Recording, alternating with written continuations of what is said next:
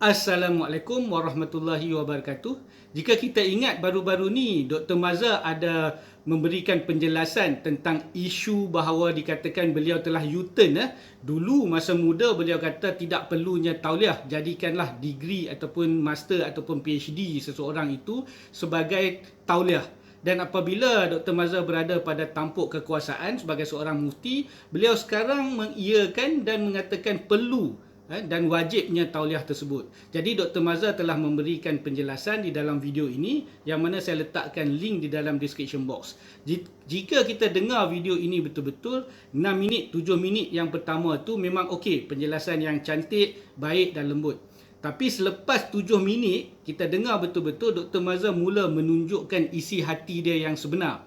Dan Dr. Mazhar juga jika kita lihat, kelihatan agak emosional tentang perkara ni. Dan yang paling krusialnya, nampak Dr. Mazhar telah membahagikan puak di dalam Malaysia ini, yang mana Dr. Mazhar sentiasa menyebut di hujung-hujung video, hampa kami, ataupun Dr. Mazhar mengatakan kamu buat tak apa, kami buat tak boleh. Dan yang lebih teruk lagi, Dr. Mazhar menggunakan ayat Al-Quran surah Al-Baqarah ayat 191 untuk menjustifikasikan perbuatan Dr. Mazhar pada ketika kes yang berlaku di Perlis baru-baru ni. Dan jika kita perhatikan, Dr. Mazhar hanya menggunakan ayat Al-Quran tu, ayat yang di tengah-tengah, ayat yang mula dan ayat yang akhir. Di dalam satu ayat tu, part yang pertama dan part yang terakhir itu tidak disebut oleh Dr. Mazhar, sebab part tersebut, bahagian tersebut menunjukkan bahawa ayat tersebut tidak boleh langsung, ayat Al-Baqarah 191 tidak boleh langsung digunakan untuk sesama Islam, untuk kita justifikasikan perbuatan kita sesama Muslim. Ada satu channel ni, Dakwah Sunnah, dia ada membuat penjelasan. Kita tengok dulu penjelasan ni, bagaimana Dr. Mazhar sebagai seorang mufti telah menyalahgunakan ayat Al-Quran untuk menjustifikasikan perbuatannya. Kita tengok dia dulu dan saya akan sambung di hujung video nanti.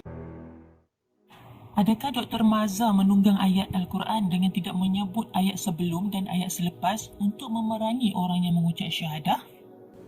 Quran kata wala tuqatiluhum indal masjidil harami hatta yuqatilukum fi. Jangan kamu perangi mereka di Masjidil Haram. Tak boleh. Sehinggalah mereka memerangi kamu. Asalnya kita tak mau guna tauliah ni. Tapi kamu telah gunakan senjata yang sama, kami tak guna. Kamu ambil kelunakan yang sama, buat benda yang tak wajar.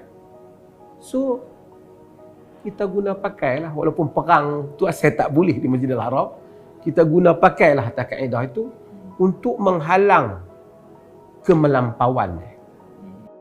Ayat sebelumnya, dan bunuhlah mereka, iaitu musuh yang memerangi kamu, di mana sahaja kamu dapati mereka, dan usirlah mereka dari tempat yang mereka mengusir kamu.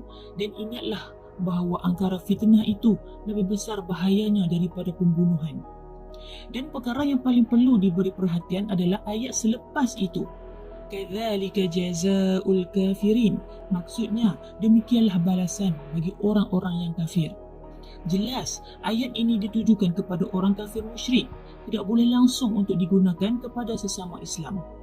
Perang itu apabila kita datang dengan kekuatan tentera untuk memberhentikan orang yang degil yang tidak membenarkan dakwah Islam.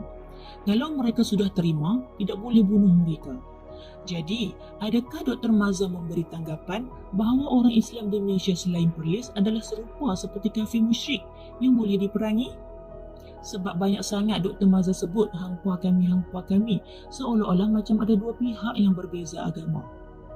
Apakah ini pegangan Dr. Mazhar terhadap golongan sesama Islam dengan bertindak seperti mana Rasulullah SAW bertindak terhadap golongan kafir musyrik?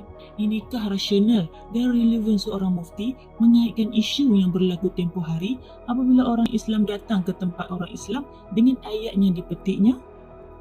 Apakah seorang mufti telah memahami ayat untuk digunakan ke atas orang yang mengucap dua kalimah syahadah? Sungguh bahaya pemikiran ekstrim ini. Sebab itu aliran dari kumpulan ini perlu dibendung supaya tidak menjadi barah dalam masyarakat. Okey, kita dengar memang ayat itu tidak boleh langsung digunakan untuk sesama Muslim. Jadi Dr. Mazhar juga menyebut hampa kami itu memecahkan kumpulan kepada dua. Siapa yang Dr. Mazhar maksudkan sebagai hampa tu ataupun kamu tu? Kan? Adakah pada pandangan Dr. Mazhar kamu tu adalah seperti mana orang-orang kafir musyrik? Sebab Dr. Mazhar menggunakan surah Al-Baqarah ayat 191 untuk orang kafir musyrik. Jadi bila Dr. Mazhar tunjuk perpecahan, pecah dua itu, kamu ataupun hampa itu, adakah pandangan Dr. Mazhar mereka-mereka itu adalah seperti mana orang-orang kafir musyrik? Jadi kami itu kita tahulah pelis kan. Jadi hampa tu adakah negeri-negeri yang lain? Jadi pada pandangan Dr. Mazhar, sebab menggunakan ayat Al-Quran surah Al-Baqarah 191 tu, adakah yang lain-lain, negeri-negeri lain ni pada pandangan pelis ni adalah seperti mana kafir musyrik? Boleh diperangi. Dan Dr. Mazhar adakah ingin menanam sifat-sifat berperang di dalam pengikut-pengikut orang-orang yang sokong pelis ni untuk berperang dengan negeri-negeri lain yang mana pandangan berbeza sedikit dengan negeri pelis. Jadi sebab pandangan berbeza kena berperang.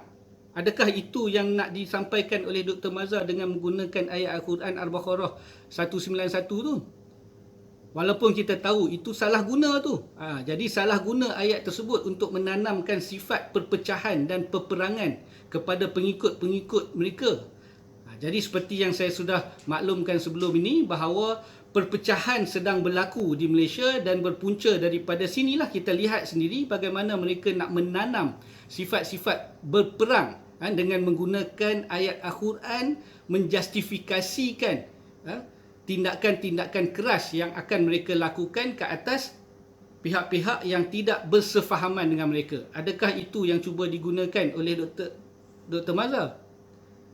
Bahaya, sangat-sangat bahaya bagi pandangan saya. Memang ini adalah sesuatu yang perlu diberi perhatian, perlu dibanteras, dan kita harap, kita doakan semoga Allah Subhanahu Wa Taala menyelamatkan kita dari perpecahan ini dan menjauhkan kita dari mereka-mereka yang cuba untuk berperang dengan orang-orang Islam yang lain.